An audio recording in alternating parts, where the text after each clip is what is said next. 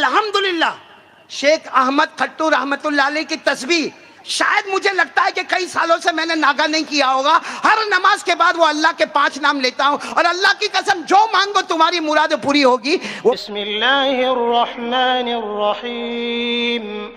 आपको एक वजीफा बताऊं? बताइए।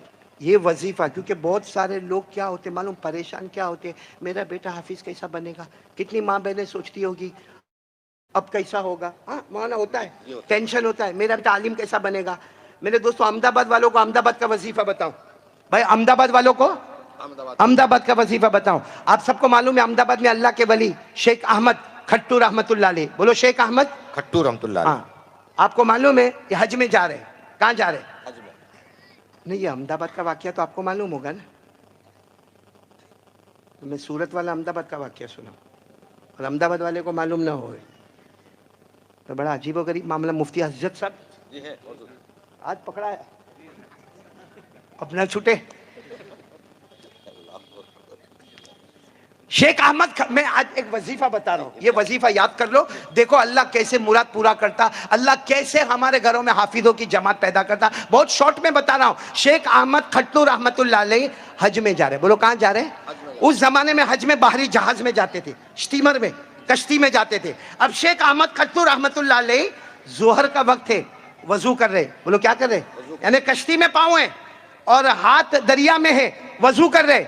मालूम नहीं वो कश्ती का किनारा क्या था कि पाँव फिसला, आप सीधे कश्ती के बाहर दरिया में डूबने लगे। भाई दरिया मौजे मार रहा, थपेड़े मार रहा और पूरी कश्ती में आवाज आई, वो शेख अहमद वो गए, वो शेख अहमद अहमदाबाद वाले वो गए, अरे वो डूब गए, अरे वो डूब गए। थोड़ी देर में सबने कहा कि वो तो डूब गए क्योंकि कश्ती तो चल रही है और वो तो थोड़ी देर में सबने देखा समंदर के ऊपर आप खड़े हैं, ऐसा लगता नीचे किसी ने चट्टान रखी और आप चट्टान के ऊपर खड़े हुए हैं। सारा मजमा हैरान, अल्लाह के वली खड़े, अरे वो सामने खड़े, कश्ती उनके करीब गई, आप कश्ती में आ गए। सारा मजमा हैरान कि हजरत हमने आपको डूबते हुए देखा, आपको हाथ हिलाते हुए देखा, आपके पाँव हिलाते हुए देखा, आपके जिस्म को पानी में जाते हुए देखा। अचानक आप समंदर पर कैसे खड़े हो गए? भाई समंदर का पानी तो हिलता रहता है, आप उसके ऊपर खड़े हुए और ऐसे खड़े हुए जैसे चट्टान पर खड़े। शेख अहमद ने फरमाया मैंने अल्लाह के 5 नाम लिए और मैं नहीं, जो भी ये नाम लेगा उसके बाद मांगेगा अल्लाह उसकी मुराद को पूरा कर देगा। आमीन। वो 5 नाम सुनना है आपको? सुनना। हाँ या ना? सुनना। मुफ्त में सुनना है। हम लोग तो लड़ने से ऊंचे आवे तो शेख अहमद के हालात देखे ना। हमारा मामला इतना अजीब, मेरे को समझ में नहीं आता, हमारा मामला इतना अजीब हो गया, इतना अजीब हो गया। अरे भाई आज इरादा करो कि हम ये फिरका परस्ती छोड़ेंगे और हम मोहम्मदी बनेंगे। बोलो इंशाअल्लाह। ये आज तक मौलाना महबूब समझ में ही नहीं आता, मेरे को सही में समझ में नहीं आता, क्योंकि मैंने अपने घर में जो देखा वो देखा। मैं जब 2 साल का था तब मेरे अब्बा ने इस्लाम कबूल किया। अब मैंने मेरे घर में देखा तो अकल हैरान हो जाती है और अभी भी मेरी अकल हैरान होती है। वो कहता ओ देवबंदी है, वो बरेलवी के मदरसे में नहीं जाएगा, वो बरेलवी सुन्नी है, वो देवबंदी के मदरसे में नहीं जाएगा, वो मुकल्लिद है, वो गैर मुकल्लिद है, वो अहले हदीस है, वो अहले कुरान है, वो दावत और तबलीग वाला है, वो खानका वाला है। मेरे प्यारो ये क्या? अच्छा ये सब ठीक है, उसके बाद में फिर क्या मालूम है? ये गलत है, वो गलत है, ये ऐसा गलत है, वो वैसा गलत है। अरे मेरे प्यारो मैं कहता हूं सब गलत है, मगर जो हमारे नबी ने कहा वो सही है। बोलो जो हमारे नबी ने कहा छोड़ दो, इस बात को छोड़ दो। बल्कि मैं तो हिंदुस्तान कहता हूं कि हिंदुस्तान इतना पवित्र है, इतना प्यारा है। हजरत आदम अलैहिस्सलातु वस्सलाम के कदम मुबारक आए कौन सी जमीन में आए? एक कौल के मुताबिक हजरत नूह अलैहिस्सलातु वस्सलाम की कश्ती आई कौन से मुल्क में आई? हिंदुस्तान में। ख्वाजा मोइनुद्दीन चिश्ती नैसापुर के रहने वाले कहां पर आए? हिंदुस्तान आए। मेरे दोस्तों शाह आलम घूमते घुमाते कहां पर आए? हिंदुस्तान वलियों का मरकज है, वलियों का मरकज है, वलियों का मरकज है, पवित्र जमीन है। मैं तो कभी कभी कहता हूं मेरे प्यारो इतनी अच्छी जमीन अल्लाह ने हमको दी, उसमें लड़ाई झगड़े की क्या जरूरत है? तू ऐसा ये ऐसा। बल्कि मैं तो कहता हूँ मुसलमान होवे, हिंदू होवे, सिख होवे, ईसाई होवे, यहूदी होवे, सबसे बड़ी चीज ये है मोहम्मदी बनो और मोहम्मदी के बाद अपनों के साथ भी और दूसरों के साथ भी इंसानियत के पैगाम को जिंदा करो। माशाअल्लाह। बोलो सही है कि नहीं है? अरे बोलो ना, सही है ना? सही है। हम अपने जानी दुश्मन को, हाँ सुनना, हम अपने जानी दुश्मन को जान कहते हैं।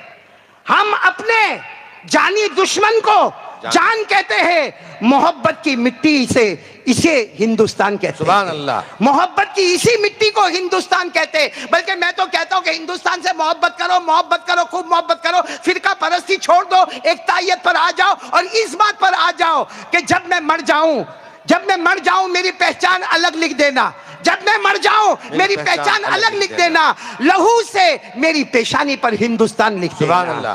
क्योंकि नारे तकबीर, नारे तकबीर, नारे तकबीर।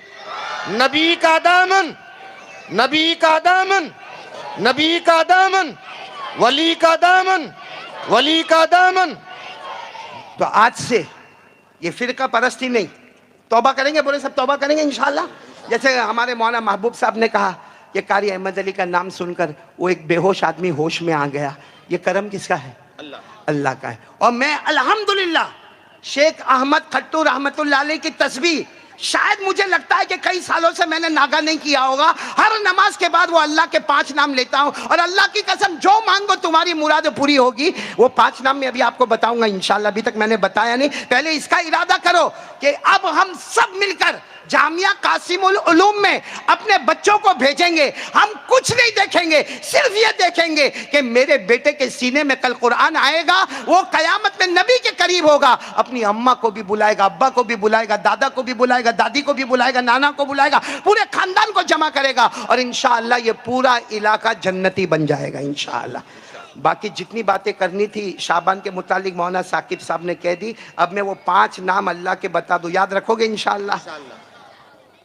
नहीं, आज नहीं बताओ, नहीं बताना है, फ्री में बताने का है। नहीं, पहले इरादा करो। मेरे को पैसा नहीं चाहिए आपका। अल्लाह बहुत मुबारक करे, बहुत मुबारक करे। हाँ, हमारा मौलाना हबीब मेरे को दे देता, हाँ, अल्लाह का शुक्र है। मौलाना हजरत आपको देता मौलाना हबीब? हाँ, आपको तो ज्यादा लेना चाहिए, डबल ट्रिपल की जरूरत है। मेरे दोस्तों देखो, ये सब चीजें छोड़ दो, एक बात पर आ जाओ, मुस्तफा का दामन नहीं छोड़ेंगे। पूरा मजमा हाथ ऊपर करके बोले मुस्तफा का दामन नहीं छोड़ेंगे, और बुलंद आवाज से बोलो मुस्तफा का दामन नहीं छोड़ेंगे। मैं सिर्फ एक बात बताऊं मेरे दोस्तों, हमारे नबी की शान, हमारे नबी सल्लल्लाहु अलैहि वसल्लम की आन, हमारे आका सल्लल्लाहु अलैहि वसल्लम की मनकबत। अभी रजब महीना गुजरा, हमारे नबी कहाँ गए? अर्श। बोलो कहाँ गए? अर्श। अर्श। आपको मालूम है हमारे नबी कोहे तूर पर भी गए, हमारे नबी कोहे तूर पर गए और हज़रत जिब्रील अलैहिस्सलाम ने फरमाया चलो आगे चलो, आगे बढ़ो, आगे बढ़ो। हमारे नबी ने कोहे तूर पर कहा था ए जिब्रील मैं आगे नहीं बढ़ूंगा, क्योंकि ये पहाड़ वो है जिस पहाड़ पर हजरत मूसा अलैहिस्सलाम ने अपने अल्लाह से बात की है। मैं भी ये पहाड़ पे खड़ा रहूंगा, मुस्तफ़ा ने फरमाया मैं भी पहाड़ पे खड़ा रहूंगा, अल्लाह से बात करूंगा। उस वक्त हजरत जिब्रील ने फरमाया था वो मूसा थे जो पहाड़ पे खड़े थे, अल्लाह से बात करते थे। तुम मुस्तफ़ा हो, बात नहीं करोगे, आमने सामने अल्लाह का दीदार करोगे। बोलो सुभान अल्लाह। आमने सामने अल्लाह का दीदार करोगे। बोलो नारे तकबीर, नारे तकबीर। साथ में बोलो मुस्तफ़ा का दामन नहीं छोड़ेंगे। और आपको मालूम है हमारे नबी अर्श पर गए। कहां पर गए? अर्श पर। किस पर गए? नहीं, सवारी क्या थी? बुराक तो जमीन पे एंड, बुराक चला था लेकिन जमीन पर एंड हो गया। उसके बाद हमारे नबी सीढ़ी पर, मेराज, वो भी एंड। मालूम है आप अर्श पर कैसे गए? अल्लाह ने आसमान से ग्रीन कलर का कारपेट भेजा, जिसको अरबी में कहते हैं रफ रफ। अरबी में क्या कहते हैं? जिसको कुरान करीम में फरमाया मुत्तकीन अला रफ रफिन खुदरिन अबकरिन हिसान। हमारे नबी जब वो रफ रफ पर बैठे, ग्रीन कारपेट, वो कैसा कारपेट होगा अल्लाह ही बेहतर जाने, जन्नत का कारपेट होगा। हमारे नबी कहां पर गए? बोलो कहां पर गए? अर्श पर गए। और उस वक्त हमारे नबी के सामने जब कारपेट आया ना, जैसे ये देखो ये कुर्सी कितनी लंबी चौड़ी है, यहाँ दूसरा आदमी बैठ सकता कि नहीं बैठ सकता? बैठ सकता। तो कारपेट भी बहुत लंबा चौड़ा था। हमारे नबी ने जिब्राइल को कहा, जिब्राइल आ जाओ, ये रफ रफ पे आ जाओ, कारपेट पर आ जाओ। हज़रत जिब्राइल ने फरमाया, यहाँ से आप ऊपर जाओगे, अल्लाह का नूर, अल्लाह की तजल्ली, अल्लाह की रोशनी, अल्लाह की रौनक है। अगर एक पर भी मैंने आगे बढ़ाया तो अल्लाह की तजल्ली मुझे जलाकर खाक कर देगी। अब ये वो अर्श, वो जगह है जहां मोहम्मद, आपसे पहले कोई गया नहीं, आपके बाद कोई जाएगा भी नहीं। ये वो जगह है, आपसे पहले कोई गया नहीं, आपके बाद कोई जाएगा नहीं। मालूम है वहां वहां वहां अर्श पर अल्लाह ने क्या फरमाया, मैंने मुस्तफ़ा के इनाम देने वाला हूँ।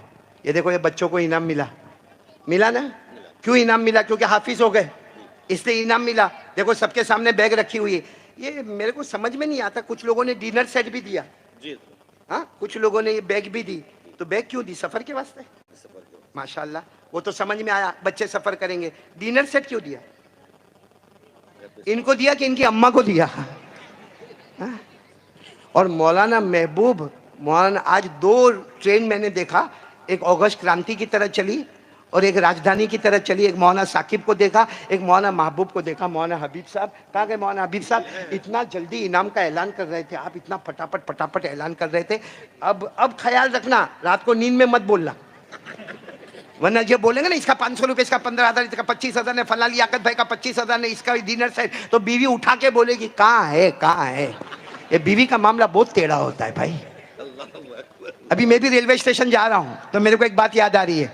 मालूम है, एक बीवी थी, बोलो एक, मौलाना अज़हर साहब तवज्जो देंगे, मुफ्ती साहब, एक बीवी थी, वो अपने वो मेरी बीवी की तरह थी। मुफ्ती अज़हर को थोड़ा काइट साइड पे रखो। मेरी बीवी की तरह थी, जो छोड़ना ही नहीं चाहती। हाँ, मैं कितनी मरतबा मेरी बीवी को समझाता हूँ, जाना माँ के घर पे जाके आना, तो नहीं नहीं, मैं ये घर पे आ गई ना, मेरे को अब ये घर के सिवा कोई घर अच्छा नहीं लगता, लेकिन मेरे दिल को तो पूछ के मेरे को क्या अच्छा लगता। अब मेरी बीवी जाने को ही तैयार नहीं। मैंने आपको पहले भी सुनाया था, मौलाना सुनाया था कि नहीं, वो एक तावीज लेने के लिए मेरे पास आया था। ओ सुनो ये महल्ले वालों, एक आदमी मेरे पास तावीज लेने के लिए आया और रोते रोते कहता है, मौलाना 3 साल हो गए मेरी बीवी भाग गई। नहीं, 3 महीने हो गए मेरी बीवी भाग गई। मुझे कहा कारी अहमद अली तावीज दो ना, वो बीवी आती नहीं है। बोलो बीवी आती नहीं है। और इतना रोए, बीवी आती नहीं, बीवी आती नहीं। मैंने कहा कितना टाइम हुआ? कहा 3 महीना हो गया मौलाना कारी साहब, मेरी बीवी आती नहीं। मैंने कहा 30 साल हो गए मेरी बीवी जाती नहीं। तू तावीज दे कि मैं तावीज दूं? तो ये अभी रेलवे स्टेशन मेरे को भी जाना है, तो मैं एक बात बताऊं, फिर इंशाल्लाह दुआ तो मौलाना साकिब करवाएंगे। उनकी ट्रेन थोड़ी लेट है, मेरी ट्रेन थोड़ी बिफोर है, तो मैं सिर्फ इतना आपको बता दूं, आप कान खोल कर सुने। एक बीवी जो है ना, बड़ी मुश्किल से कहाँ जा रही है? माँ के घर। बोलो कहाँ जा रही है? माँ के घर। और क्या बोल के जा रही है मालूम? सुनो, 1 महीने के बाद आऊंगी। कितना? अरे शोहर मेरी तरह होगा या मुफ्ती अज़हर की तरह होगा, इतना खुश के ओ हो, 1 महीने तक घर में सुकून ही सुकून। अब वो तो चली गई, ये तो सुकून में सुकून। कितना महीने के लिए?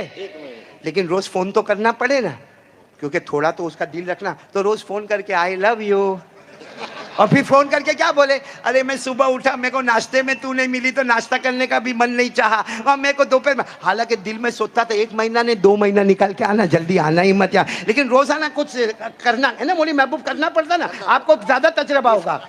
हाँ, तो ऐसा करना पड़ता है भाई, करना।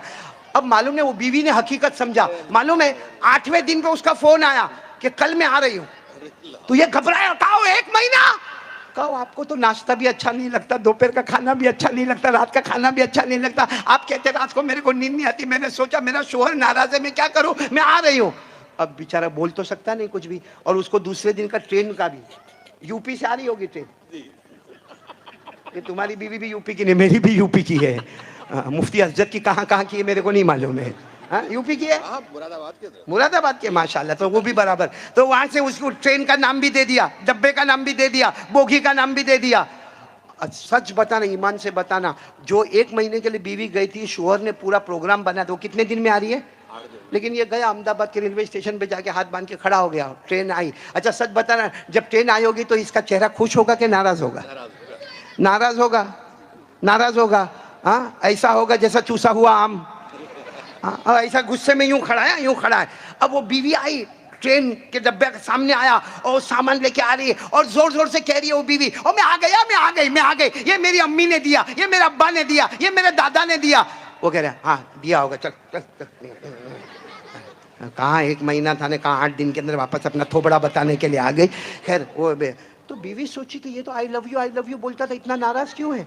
लेकिन बीवी ने उस वक्त कुछ नहीं पूछा। अचानक बीवी की नजर पड़ी एक दूसरे हस्बैंड वाइफ खड़े, दूर खड़े हैं, ट्रेन के पास ही खड़े, और इतना हंस रहे, इतना। तो ये बीवी को मौका मिला, कहा क्या तुम मुंह चढ़ा के बैठे हो, वो देखो, वो मियाँ बीवी को देखो कितना हंस रहे, कितनी अच्छी बातें कर रहे हैं, तुमको कुछ अक्ल है कि नहीं। तो कहा मैं लेने आया हूँ, वो छोड़ने आया है।